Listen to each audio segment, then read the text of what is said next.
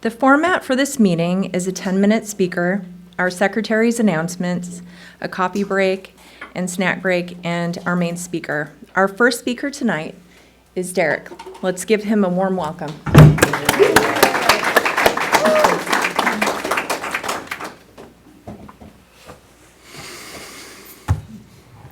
Hello, my name's Derrik, and I'm an alcoholic. Derrik.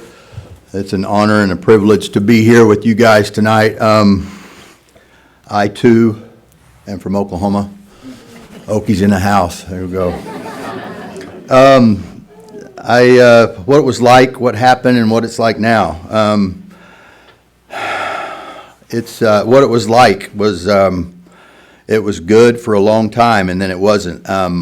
My story is that, you know, I was a good student all through school, but I did kind of hang with the crowd that liked to drink and use drugs, and but I kind of kept it in check because I was involved in athletics, you know, growing up, and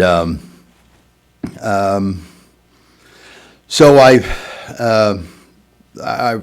was. Like I said, I was involved in athletics. I went on scholarship to a school to play tennis, and then I joined a fraternity, and that's where it started. And that's where I started drinking very heavily and using a lot of other drugs other than pot and occasional cocaine. But anyway,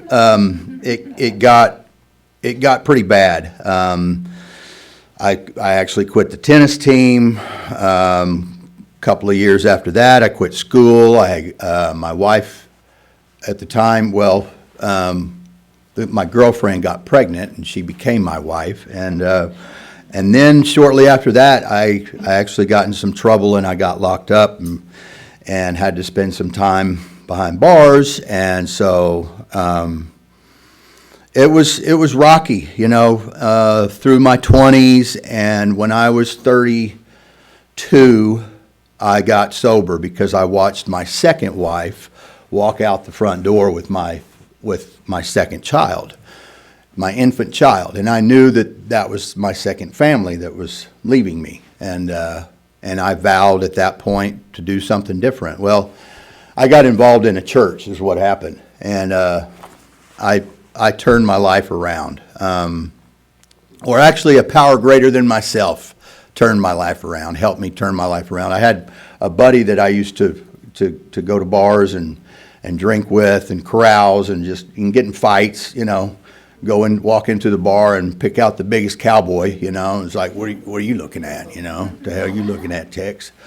And this guy was on the stage in this church, preaching a message, and I realized I hadn't seen him in 15 years or whatever, but the guy that was talking to the congregation or whatever, he was a different guy, and I wanted what he had, and he had a spiritual awakening. He changed his life, and so I did the same thing. We became really good friends, and hung out together. We had a good group in that. I went back to school, got my degree, became a coach, teacher, and lived a really good life for over a decade or so, and still kind of fuzzy as far as how many years I was actually probably clean and sober, but it was around 12 that I lived a decent. I was a pillar of the community. Some of the parents would come into my classroom and go, "You're the teacher?" Because they knew me from my other circles. But anyway, it was a turnaround, story. And then my wife, so I used to buy cocaine from this guy that got out of prison, and my wife left with this guy. And he sold me coke one night that sent me into convulsions going down the highway. So we had some real history, me and this gentleman, and so I didn't know how to handle that. I really didn't know. I don't remember a lot lot of that period. I actually quit teaching, and because I was a single parent now, and I had 3 kids that were involved in athletics and extracurricular things, and I wanted to be a part of that. And I knew how to, when I got locked up, I learned how to lay brick. I went to a facility where there was 300 men. They were all I was sentenced there. And, well, let me just say that that's where I learned how to lay brick. And anyway, so I did, I went back to the brick pile, and, shortly after, probably 6 months after I quit teaching, I got back on drugs and started drinking. And this was 9 years ago. And in that 9-year period, I've been in and out of jail, and, been looking at some pretty heavy time with prison sentences. And, I didn't realize that, well, I did at one point. I remember being in the jail. Thank you. I remember being in the jail at one point, and it wasn't odd. So these boys every night in one of the jails that I was in, they had this, they called it prayer call. And so it was like 10 o'clock at night, these guys would circle up and go to a certain part of the pod and prayer call, and it was like, shut up, just let us go to sleep. And so, the way I looked at it, I was one of the cool guys, and we didn't do the prayer call, because that wasn't cool. And so anyway, I remember, knowing that if I went down to that little group, that I would probably be stripped of that macho facade that I had, that you kind of have to have in a county jail. And it did. It got stripped. And I realized, that I remember sitting on that top bunk and I was crying, tough guy, crying on the top bunk. And I remember kind of hearing this thing go through my spirit or what have you that said, when are you going to, because I'd experienced sobriety and I experienced a good life, by living through spiritual beings. And so I knew what it was like. And so I knew that voice, and I just kind of heard it going through my spirit. It's like, when are you going to stop being so freaking selfish and killing yourself and everybody around you, your family, your kids, and turn your life around? And so I went, that wasn't the last time that I got out of jail and then went back. And so, but what it's like now. So about 2 years ago, I get out of jail again, and I head straight for California, because bricklayers out here make $50 an hour in the union. That's why I came out here.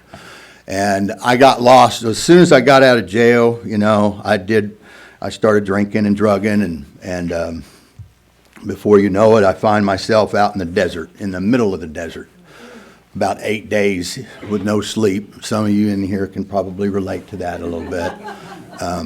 And I was homeless. I'm sleeping in my pickup, and I fall asleep in the middle of the desert, and my body would not respond to the sun. That was probably 100, what it's like in Arizona right now, it's 110, And so I had third-degree burns all over my face, and my shirt was up, and so I had this big purple stripe across my belly. And anyway, I was completely, that pitiful, incomprehensible demoralization was looking right at me. And it wasn't, I wasn't looking at the prison term.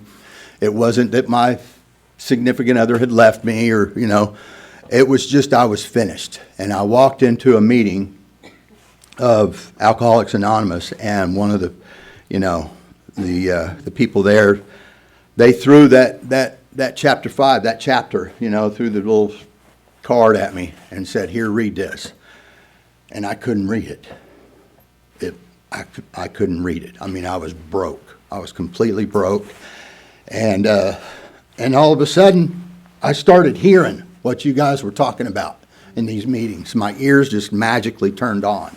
And instead of looking for all the differences and how you couldn't relate to me because you didn't do what I did. You couldn't understand the kind of stuff that I've been through, you did. You had bigger stories, and you had like, stuff that I was like, wow, I'm so lucky. I'm just, I'm so fortunate that I have 3 kids in my life today that love their dad. And those 12 or 13 years that I was sober were instrumental in me having a relationship with them. Because, when I fell off and turned into this weirdo madman, that got locked up all the time, they were like, that's not my dad, And so today I have a wonderful life. I'm in these meetings every day, It's my medicine, The whole, when we started coming tonight, Joanne says, well, just tell them the truth. And I was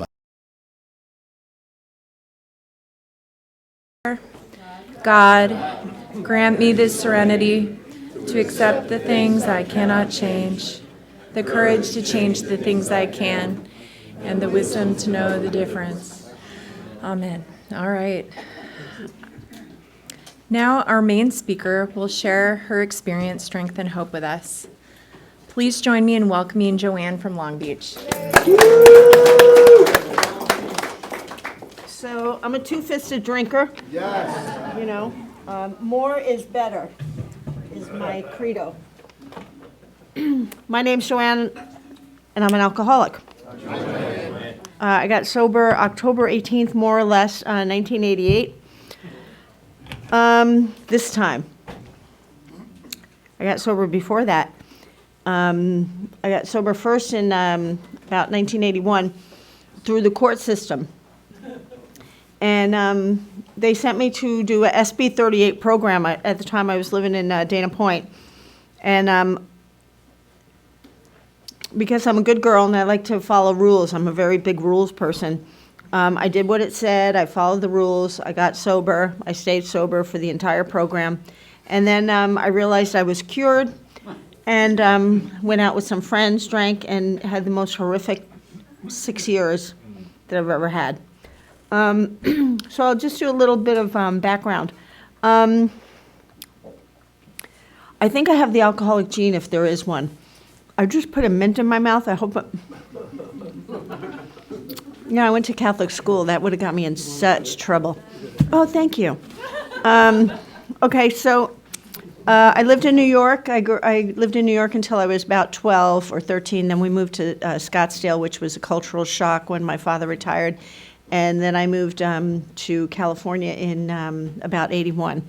So I really believe that I'm an alcoholic of the genetic variety. My grandfather, I recently got a hold of his death certificate, and because my mother's father died when she was 4 years old, and he died in a jail, and it said alcoholic. That's all it said on cause of death. And he was, I think, 32 or 33. My other grandfather, his son, who was my grandfather, my father's father, I remember on my first communion, if you've done first communion, you have the little white dress and little white shoes, and you're all dressed up in the hair and the tiara or whatever. And somehow I was out in the kitchen, and this old man that looked like W.C. Fields cornered me and made me climb up on the cabinet to get the liquor because everybody kept it away from him. And it's like, I just remember that, And I remember my dad passed out on the living room floor one time, and my mother throwing a pot at it towards him and just said, if you're going to get sick, use that. And it was right after he went to an awards dinner with my brother, who was going to a very nice prep school in New York. And it just hits you, because like my dad was my hero and still is in every single way. He was a World War II vet, worked 2 jobs, had 7 kids, was the Little League coach for every single team that any of my 4 brothers was on. He was the greatest guy I've ever known. And I kicked him. I was so mad at him that night before I went up to bed, and I was probably 11 or 12. But anyway, so I wasn't going to drink. I wasn't going to be like that, and until I did. And so the first time I drank, I was like 12 or 13, and I was at a Catholic youth group at my church in Arizona, and I had a Schlitz tall, and next thing I know, I'm waking up at home, and my mother's kind of over me, yelling at me, asking me who I was with and what I got and where I get it, and I just looked at the look of terror on her face. You know, here's her 13-year-old daughter, and she had lived with alcoholism her whole life, and anyway, and I just can't remember the whole situation except for, you know, I think she called Colleen Berkowitz's mother, and I didn't drink again, you know. I just didn't. I just did not want to cause that kind of pain. I had two older sisters. One went to Woodstock. The other one went to, like, you know, the go-go clubs. One was, like, wearing jeans all the time. The other one was wearing, like, she was such a glamorous person. I remember her getting dressed up to go out, and she would go out to these clubs in New York, and she would come home with, like, her stockings ripped, passed out, and we shared a room. And I remember I thought she was the most beautiful girl in the world and just the biggest lush. So anyway, that was my upbringing. Yay! And, you know, but I lived in a neighborhood where that was most of the people's upbringing. You know, I lived in a working class neighborhood in Brooklyn, and I can tell you whose fathers used to, they had the railings out in the front, and you just kind of walk home, and most of my friends' parents were like that, so it was no big deal, and we had a lot of parties at our house and that kind of stuff. It was a good time. And that was just, it was the exception rather than the rule. My father was what I would call a periodic, you know, because he was too busy, you know, doing life to do it. But anyway, so then I didn't drink again until I was old enough. I was 19. I was, and, you know, I just, when I drink, I can't stop. I can't predict what's going to happen. And I just want to have a good time. I just want to go out to happy hour with my friends. I want to go out and be with the girls and you know, get all dressed up and have pretty drinks at the place where the glasses are up on top and it's shiny and the music and you know, I overshoot the mark. You know, they after, like, you know, so happy hour is 5:30 to 7:30 or whatever it is, and they go home and I go to the next bar, you know, and I just say, yeah, okay, yeah, I'll see you later. And you know, I go from there to another bar until I'm either in a pool hall or we used to call them in New York old man bars, you know. The ones that you know, the floors are kind of sticky and you just find a corner and you just drink. And that's what it was like. I moved to California because I needed a change of scenery. I was living in Arizona, and I remember a policeman on more than one occasion pulling me over. And he says, you seem like a nice girl. And I'm like, hey, I only live a couple blocks away. And they would escort me. You know, they'd drive behind me to make sure I got home. Anyway, so I moved to California. I lived in Dana Point and lived with my sister, the glamour puss, and her husband. And was going to Saddleback College and wanted to really get myself together. And I would get the transcripts. If you look at my transcripts from community college, it's like somebody said World Wrestling, you know, WWF. You know, I would withdraw, I would fail, I just couldn't complete, you know. I would show up, I had a lot of promise, I had a lot of potential, you know, I had a lot of enthusiasm. I just couldn't follow through, you know, because there was a bar somewhere that wasn't too far from campus, and sometimes I'd go from work to school and there was like an hour in between, you know, and what are you going to do for an hour? You know, just maybe have a drink. You know, 6 hours later, you're trying to figure out how to get home. I have a girlfriend that I saw her recently, Cindy, and we used to go drinking together. She worked at Bob McGee's in Phoenix, and she lived near me in Dana Point, and we worked together in this advertising agency. And we'd go, and she'd have like 2 drinks, and she'd say, ooh, I'm starting to feel it. And I would just be thinking to myself, I'm like, yeah. You know, and I wouldn't even know what to say to her. You know, it was such a foreign concept. She's like, I better, you know, switch over. And, you know, it was just like, in my mind, I just was so, I guess, embarrassed about my thoughts, you know, that I didn't know what to say. So I'd just go, yay. you know, and I would drink to oblivion. That's just, I don't know if there's anything more interesting than that. I had a couple of DUIs, obviously. You know, one I was at a work function, another one, you know, whatever. And those are just the ones I got caught. So, you know, when you get caught, I must have driven, you know, under the influence 1,000 times. I remember coming home from somewhere up in Anaheim. They had that big country western place, and and I would drive separately, and just coming out of a blackout. You know, I'm on the 55 freeway, going back to Dana Point, and I was just like, you know, and like, oh shit, where am I? And you know, and I'd like to say that was an unusual occurrence, but it wasn't. So I didn't really do drugs. They just didn't appeal to me because alcohol did everything for me. In fact, when I got arrested one time, they put me in solitary because they thought I must be on PCP or something. Alcohol affected me so bad that I was just a crazy person. And, you know, so it did everything that I needed. I didn't need, you know, some people need enhancements. It did everything I needed. So anyway, I got sober, then I moved back to New York for a little while under a situation, you know, geographic, where I would take the train and I would just ride it to the end of the line because I would fall asleep, and then I would get up and have to take a cab back to where I was going. And then I moved back, and then I moved to Manhattan Beach or Hermosa in around 82 or 83.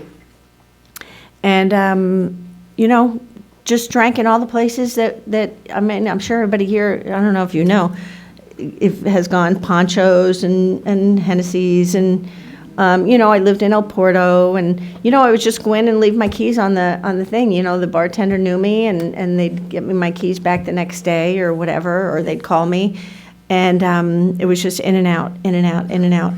And it was just a horrible existence. I don't know what else to say. And I don't know what happened. There was no, like, I just got up one day and I said something to my roommate. My life was getting progressively smaller. I had a car that had a dent, like, in the center of the front, through the back, and the back fender was like this from backing into something. You know, I drank and drove poorly. So one day I woke up and I just looked at my roommate. We were sitting, you know, in El Porto, where you just sit out in front of your house because it's too much to walk all the way down to the beach and have to come back.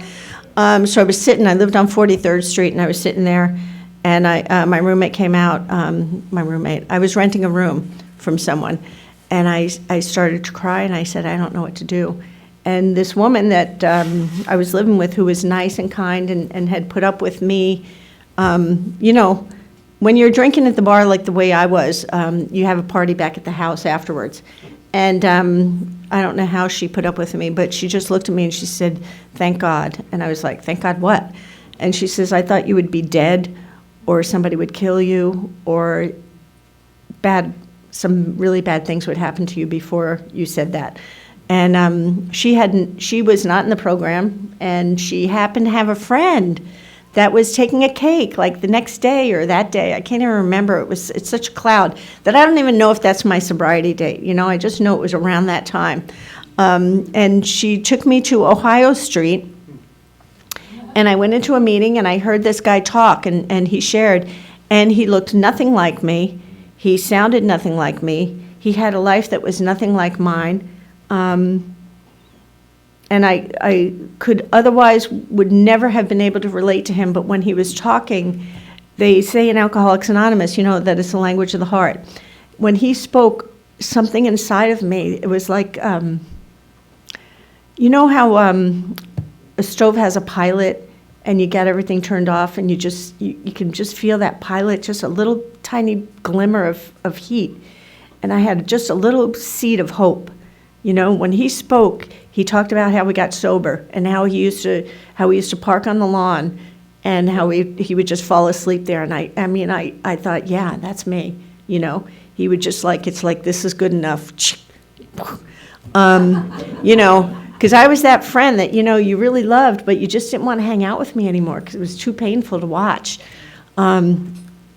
So I went to that meeting, and then the next day, somehow I found a women's meeting in Redondo, on Monday nights at the South Bay Survivor Group.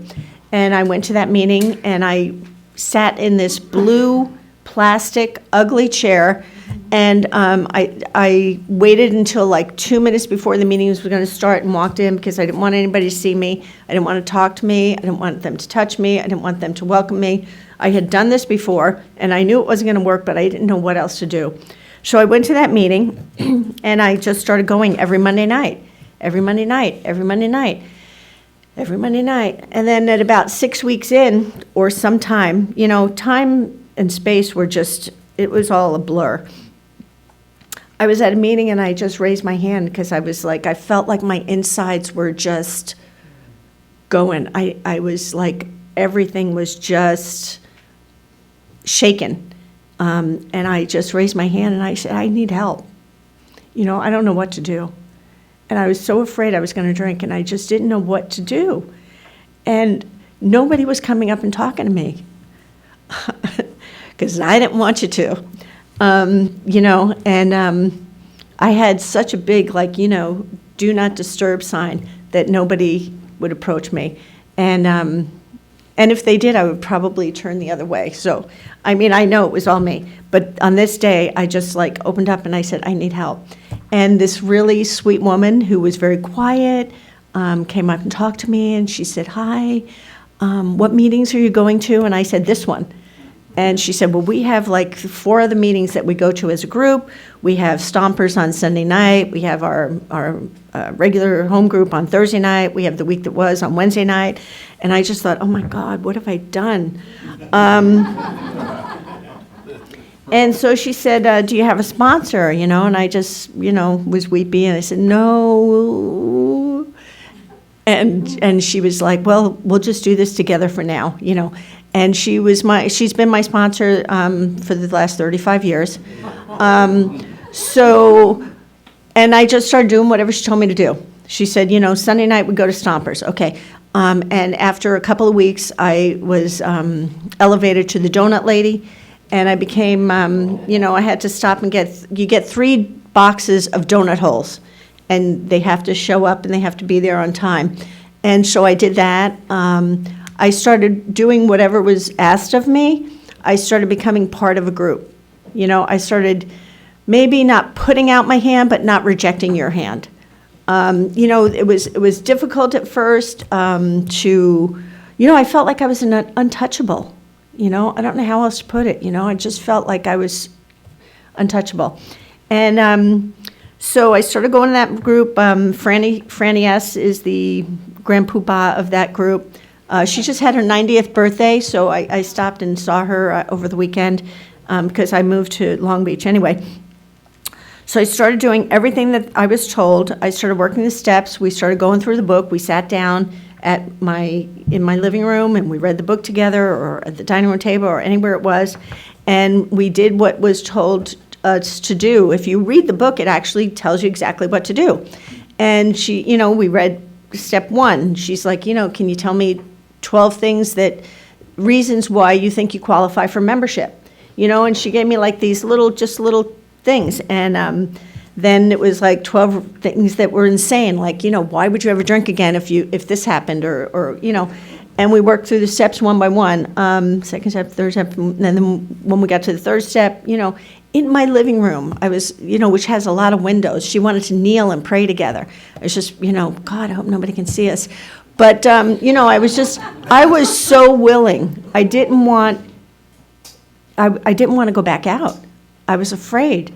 I am today, I still have a fear of going back out, I have serenity 90% of the time, but there's always that, I got the gas in me. All I need is somebody to just turn that thing on, and I know what awaits me. I've seen it. So that was 35 years ago. I got sober. I was like, now what? I went back to school because my sponsor, she had been a flight attendant, and that was one of my dreams. I always wanted to be a flight attendant when I was younger. And so I had these interviews in Dallas and Chicago, and I was doing that, and she was like, I know you really want to do that, but I just don't think it's the right career for you, She says, you're up there, and they have these little bottles, and blah, blah, blah. She says, why don't you go to school for a year and see if there's something that interests you, and you can always go back to it, because you got a lot of time. And I was like, okay. So I started going to school, and I found out that school is exactly like Alcoholics Anonymous. You show up, you read the book, you do the work, and you end up getting good grades, you know? And because let me tell you, I definitely, she told me that I got an A+ in my fourth step, so I know that I've done it well. But, and that was after, like, I was working on it. Then one more time, I was at the Stompers meeting, and I was complaining about, him. And she was like, just finish your F in fourth step. And she used the actual word. And I had never heard Tori curse. And I thought, she is really serious about this. And I thought to myself, what can that possibly have to do with my bad relationship? I mean, doesn't she understand, that this guy is like, causing me problems? And it was funny because I went to a dinner at her mother's house, and one of her mother's 80-year-old friends just said, honey, why do you stay in a relationship like that? And I was like, huh. Anyway, so I kept doing the steps, working the program, and my life got better. I started going to school, and I decided that I liked going to school. I did kind of well, and then I matriculated or moved down to, I went to UC Irvine, and finished down there, and that went well. And along this time, and I graduated at the Stompers meeting. I had been there long enough, and I became the secretary of the meeting, which is equivalent of like being kind of the queen of the meeting. I mean, really, don't you think? You like being the king, And anyway, so I was getting speakers and this and that, and I was out in Palm Springs at a convention, and I found this guy that was going to speak, and then I was sorry. I said to my sponsor, oh my God, I asked this guy to speak, and I think it was a mistake because he was trying to give me the flowers off of the table. And she says, well, was it the last meeting? I said, yeah. She says, well, and I said, but they weren't his, and is that rigorously honest, and da-da-da-da.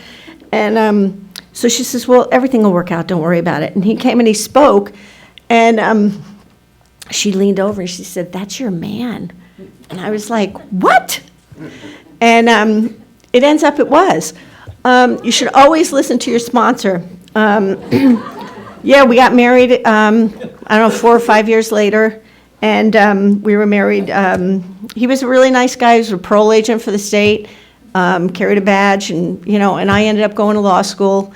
We had a good marriage. We were together for 32 years. He died last year. Yeah.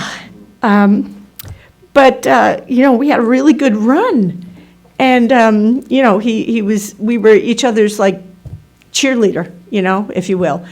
He had some problems at work that he had to work through that we worked through, and ended up, like, really happy with his career and his life and all that kind of stuff. And he encouraged me to go to law school because I was like, I could be a paralegal. And he's like, honey, you're a racehorse, you're going to be, like, in there, and you're going to want to jump the fence. And so anyway, so I did that, and I was really worried when it came to get your license, you have to take you have to, whatever, they look at moral turpitude, which,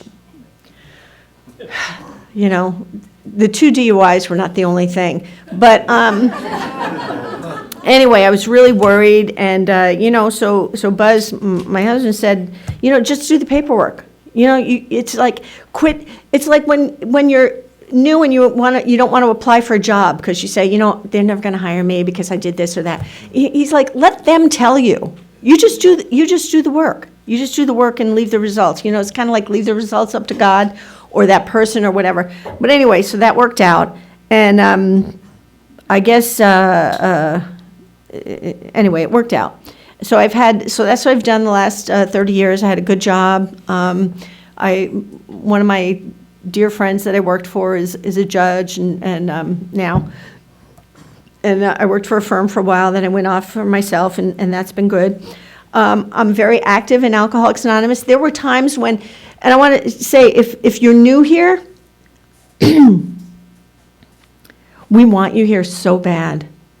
And it's not that we want you for the lifeblood. Some people say newcomers are lifeblood. We want you here because if you could just reach into my gut and see how my life has changed, I want that for you. You know, if you're new, please stay. Please stay. Just don't go out.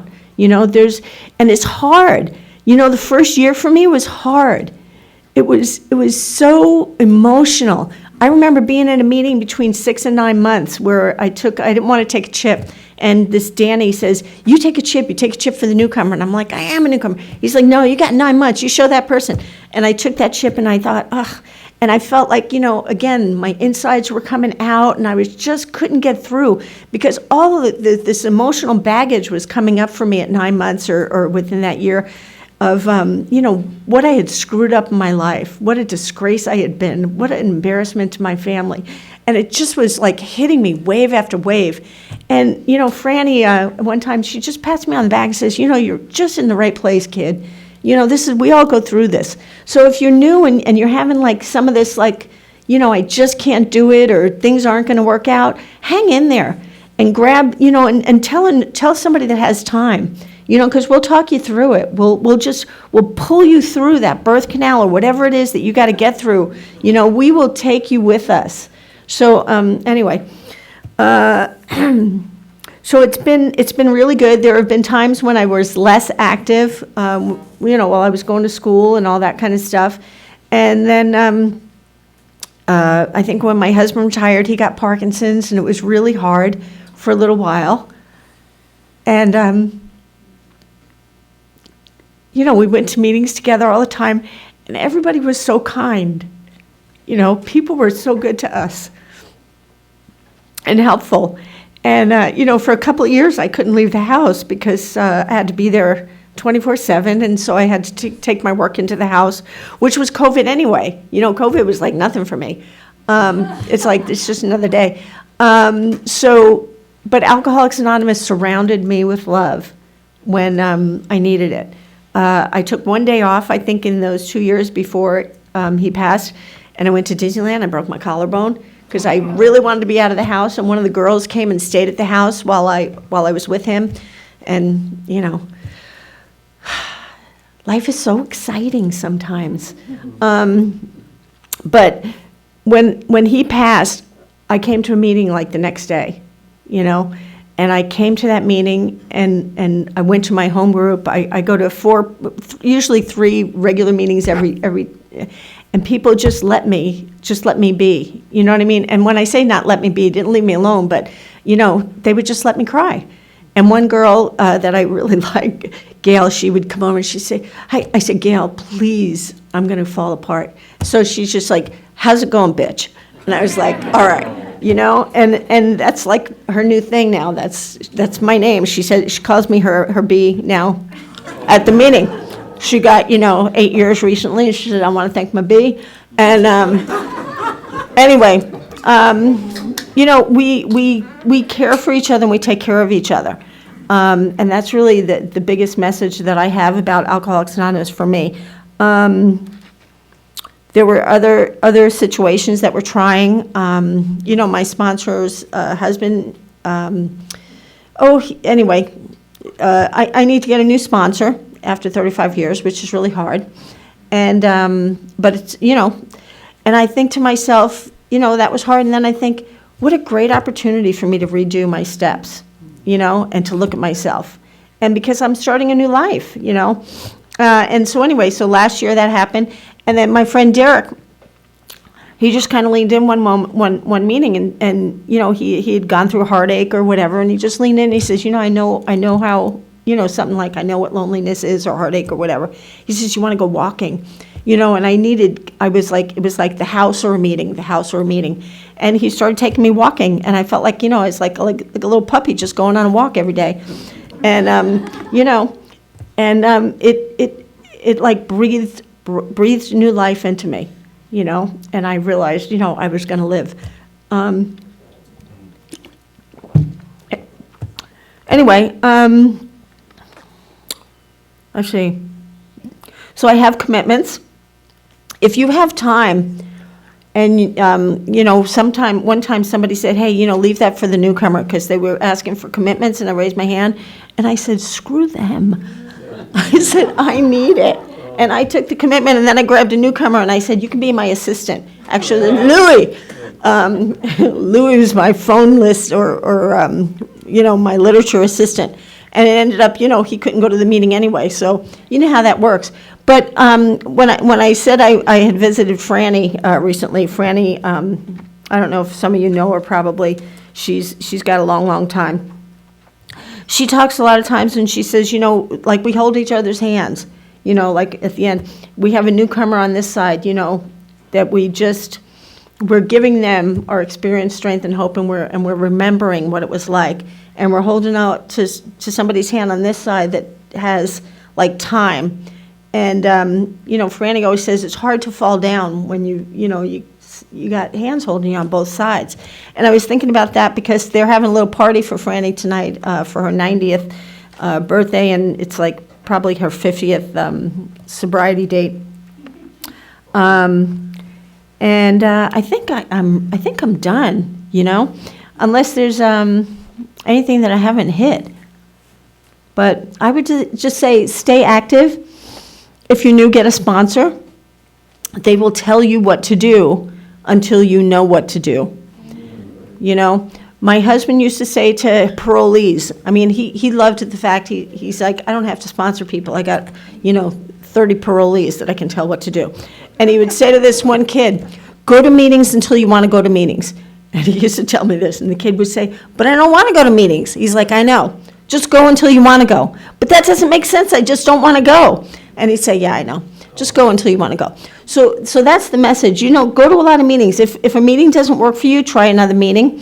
And, if a meeting doesn't work, it's maybe it's you, maybe it's not. Give it a couple of times and see, maybe it's bad energy that day. And a lot of times it's other people's stuff, and we learn with the tools of the program how to work through that stuff. The fourth step has been so freeing to learn enough about yourself to where you can see what your behavior causes problems for you. You know what I mean? And it's such a great tool. The eighth and ninth step, I was like back in, like I said, I grew up in Arizona, and I'm still friends with a couple of my girlfriends from high school, good friends. And I was there, and I like all of a sudden remembered, oh my God, Betty, she's a flight attendant for United. I owe her amends, because I went up to this Prescott, which is like 45 minutes or 45 miles from Scottsdale at the time, to a rodeo. We were all going camping out. And when I used to drink, I would lose people, like I'd go to the bathroom and then I'd stop at the bar and talk to somebody. And anyway, and she drove all the way home worried about where I was. And a couple of guys found me in the street, put me in, they had a guest room they put me in, and they drove me home the next day, 45 or miles or something. And I can tell you like hundreds of these stories. You would think, and this is what I was saying when my friend said, oh my God, I thought you'd be killed. The kindness of strangers has been incredible, but I wouldn't count on it. If you're ever thinking about drinking again, don't. Come with us, be with us, stay with us. It's a great life. The greatest gift that I've given to myself and that sobriety has given to me is my self-dignity. I can walk down the street and I can look anybody in the eye. It's taken me, some men's didn't really come back to the surface until 20 or 30 years. So if you think you have a lot of time and you don't need it or whatever, you still do. As long as you're living, you should be going to meetings if you want to have a good life, because it's sort of like diabetes. If you stop really paying attention, you might, have some cupcakes and go into diabetic coma. But anyway, it's given me a life beyond my wildest possibilities. I have a great life, and I owe it all to Alcoholics Anonymous. Every single thing, the good things that I have in my life came from Alcoholics Anonymous. My education, my relationships, my personal relationship with myself, and the God thing is, it's here. I grew up Catholic. I believe in God. I'm just not, I'm not really on the God squad. I just believe that he's up there on the mountain, and we all have different paths that we can take up to the top of the mountain. And, I just know that there's a higher power. I'm not it. And sometimes it's the group. Sometimes it's God. Sometimes it's just somebody that knows a little bit more about something than me. And, so there's no real hard fact rules, except for don't drink and don't take a drug, and keep coming and let us love you. And if you don't really believe that, just stay here until you can see how true that is. It's a great life, and I thank you for letting me be here.